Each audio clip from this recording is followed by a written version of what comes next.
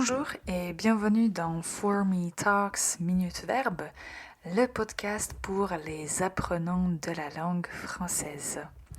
Aujourd'hui, dans notre capsule Minute Verbe, nous allons découvrir le verbe tenir. Tenir. Il s'agit d'un verbe qui est très utilisé en français, et on peut dire que ce verbe a deux significations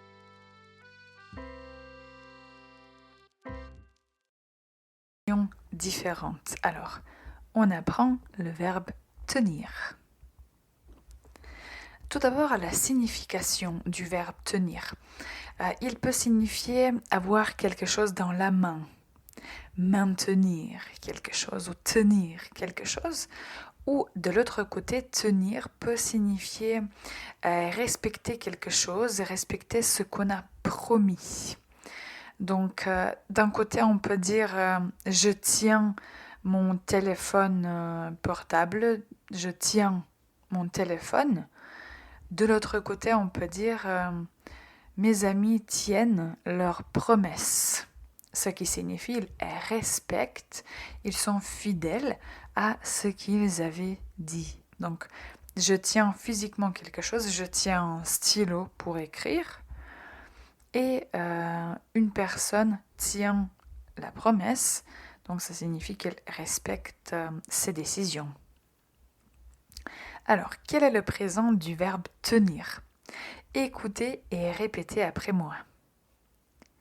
Je tiens, tu tiens, il, elle, on tient, nous tenons, vous tenez, ils, elles tiennent. Il s'agit d'un verbe irrégulier. Vous pouvez remarquer que ce verbe a, on peut dire, deux bases différentes et il faut faire attention à la prononciation.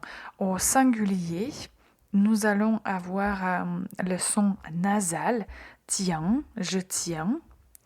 Puis, pour nous et vous, on va avoir le E qui est silencieux, nous tenons, vous tenez. Et pour il et elle au pluriel, il faut bien entendre la lettre N.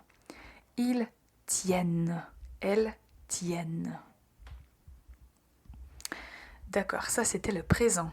Alors, quels sont les synonymes ? Concernant le verbe tenir, nous avons déjà mentionné maintenir ou garder quelque chose.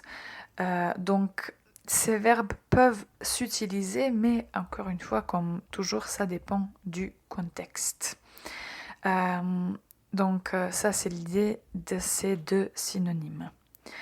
Une expression idiomatique avec le verbe tenir, c'est tenir bon.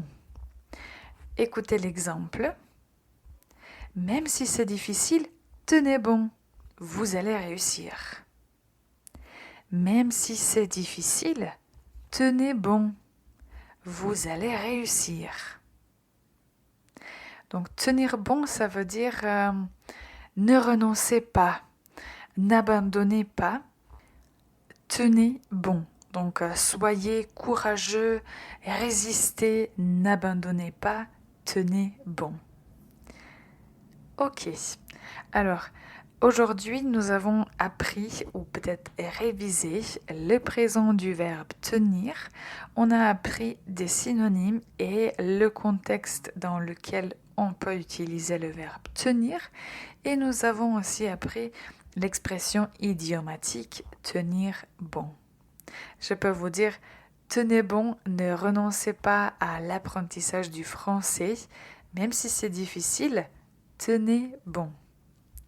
Merci d'avoir écouté cette capsule Minute Verbe. Si vous avez aimé cet épisode, n'hésitez pas à mettre un like.